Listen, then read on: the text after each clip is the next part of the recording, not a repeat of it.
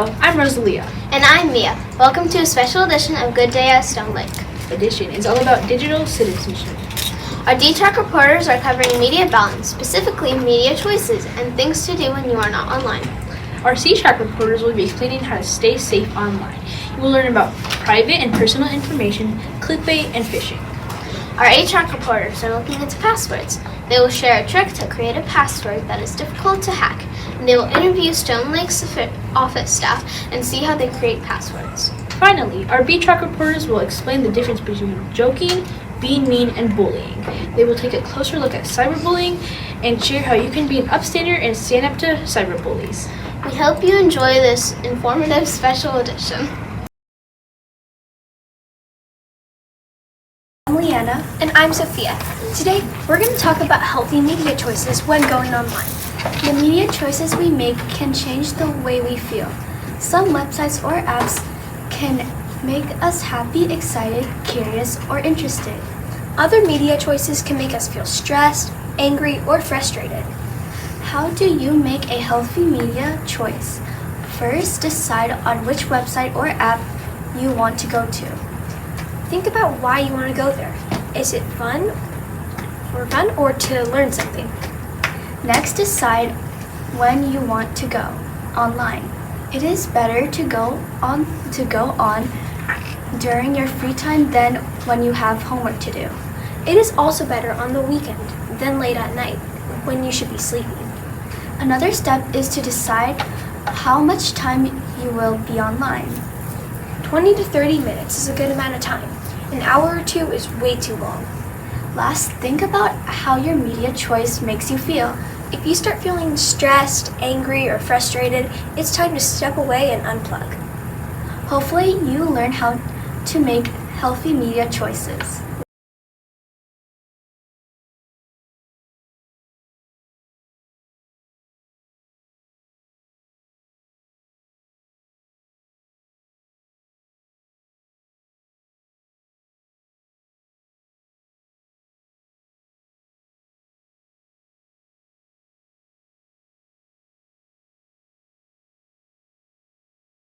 And I'm Lucy. We're out on the playground during Fitness Friday.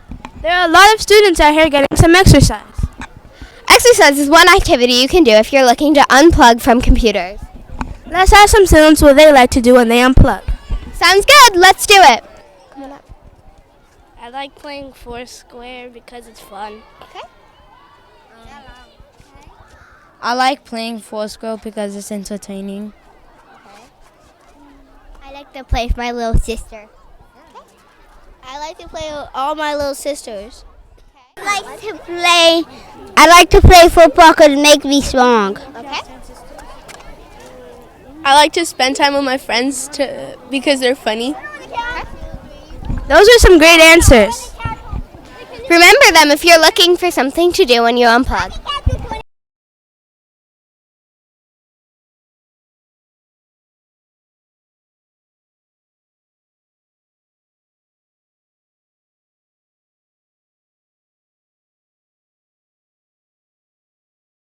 Hi, I'm Jenna. And I'm Eve. When you're online using a website or app, it is important to stay safe. Be careful with information you share online. There are people who use information to steal your identity, hack into your account, or find where you are. It is okay to share personal information, but not private information. Personal information can be true for many people. That's why it is okay to share. Nobody can use your personal information to do something bad. Here's a list of things that are considered personal information. Hobbies, pets, your favorites, vacations you went on, and things you collect. Private information is different. It is unique to you. It should never be shared with people, websites, or apps. Here's a list of things that are considered private information. First and last name, birth date, home address, phone number, and bank information. So remember, it's fun to share personal information, but you should never share private information. We're Jenna and Eve. Stay safe out there. Hello, I'm Eve. And I'm Nicholas. Today we're going to talk about clickbait.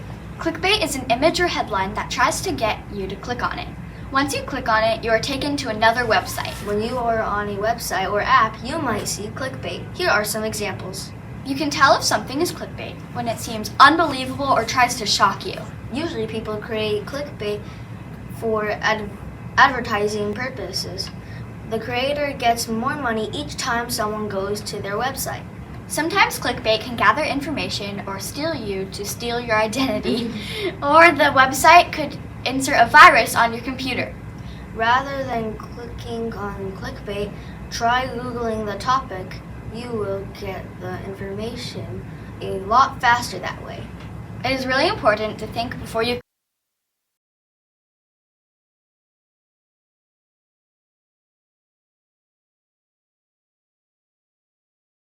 Hello, I'm Michaela. And I'm Jenna.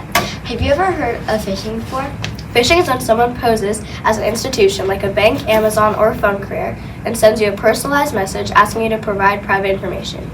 Once they have your private information, they can create false identification, documents with your information, steal money from you, or use your name to get credit card to buy things. There are several ways you can tell someone is phishing for your information. The sender tells you that you only have a limited time to respond. Maybe the email or text has lots of spelling or grammar mistakes. It is a deal that's too good to be true. The message sounds urgent, making you worried that something is wrong with your account. The email or text has a generic rating. Companies will always address customers by name. If you think something is fishy, delete the email or message. Don't open any of the links and call the institution immediately. This is Jenna and Michaela. Stay safe out there.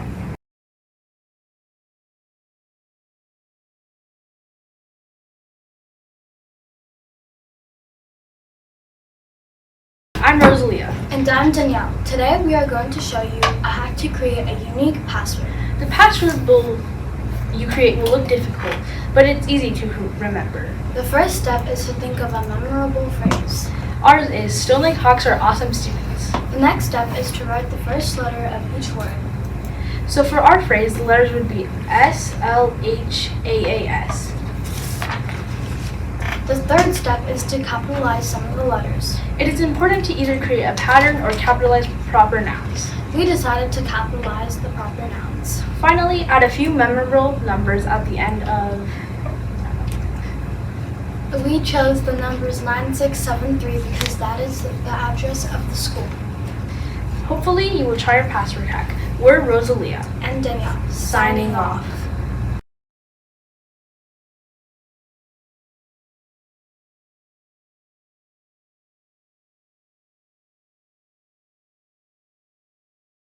Hi, I'm Daisy. And I'm Lana. We're in the office at Stone Lake Elementary School. We're here to find out how adults use passwords. Hi. How do you create a password you will remember? One of the ways I would create a password, I mostly use my nickname that I use at home. So like what they call me at home, that's what I usually use. And yeah. Do you use the same password for everything? I do.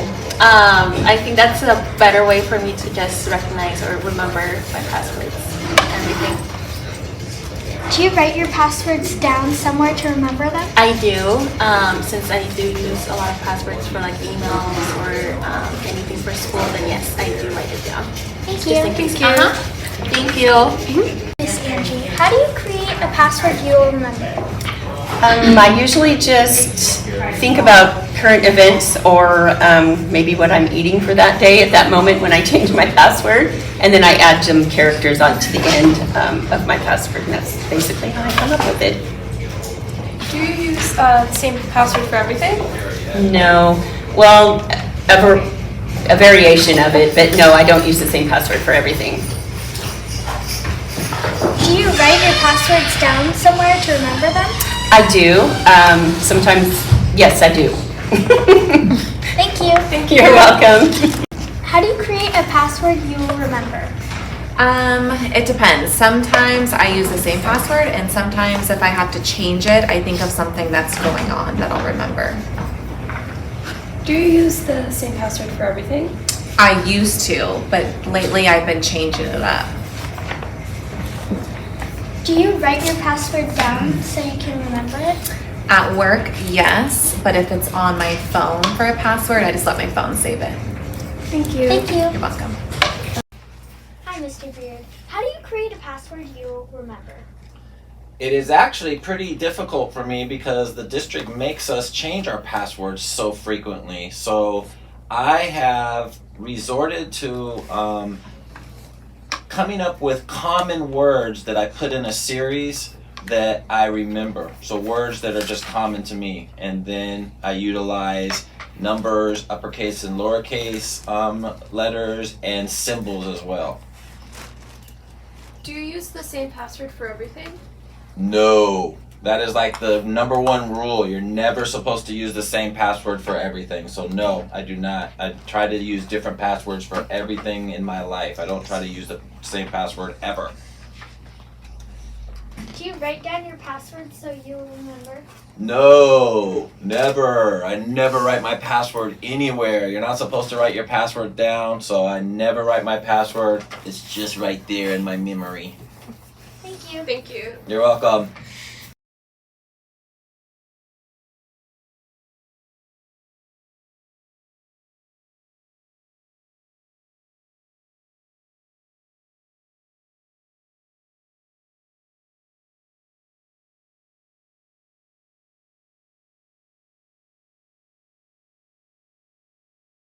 Oh, I'm Taylor Jane. And I'm Zoe. There are some words that can be confusing and misunderstood. We want to take a moment to talk about each. They are teasing, being mean, and bullying. Teasing is joking around with someone. Usually, people who tease are not trying to hurt feelings, but sometimes they do. Friends will tease each other. Teasing makes them both laugh. If you do hurt someone's feelings, you should say sorry. Being mean is doing or saying something that will hurt someone's feelings. A lot of times, the person who's being mean is in a bad mood or mad at the person they are being mean to. If you are mean to someone, talk it out and apologize. Let them know how you're feeling. If you are in a bad mood, take some time to yourself until you feel better. Bullying is ongoing. It is not once or once in a while. Bullying is constantly hurting someone with your words or actions. If you are bullying someone, talk to your mom or dad. Try to figure out why you are doing this. Think about the other person. Try to imagine how they must feel. Hopefully, this was helpful to understand the different words. We're Taylor Jane and Zoe Tan.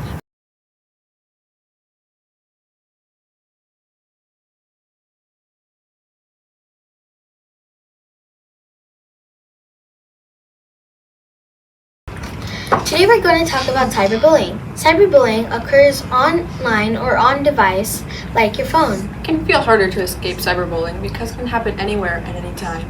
It is also easy for cyberbullies to hide who they are. Plus, other people can see what's happening online and gang up on someone. If someone's cyberbullying you, know that they're doing something wrong.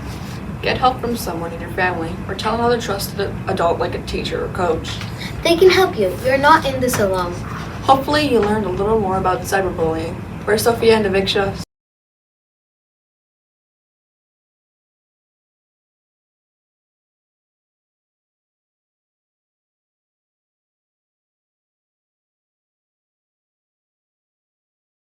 Our final segment about bullying and cyberbullying. We want to give you some ideas of what to do if you witness bullying or cyberbullying. Sometimes people don't want to get involved or they don't know what to do. They are called bystanders. One way to stop bullying and cyberbullying is being an upstander. Upstanders don't just stand by and watch, they do something. One thing you can do is support the person being bullied. Let them know you are on their side. That person will feel better knowing they aren't alone. Another thing you can do is stand up to the person who is bullying and tell them to stop it. It's not okay. You can also try to de-escalate the problem. Try changing the subject or see if they can talk out the problem in a calm way. Finally, if you see someone being bullied or cyberbullied, tell a trusted adult like your parents or teacher.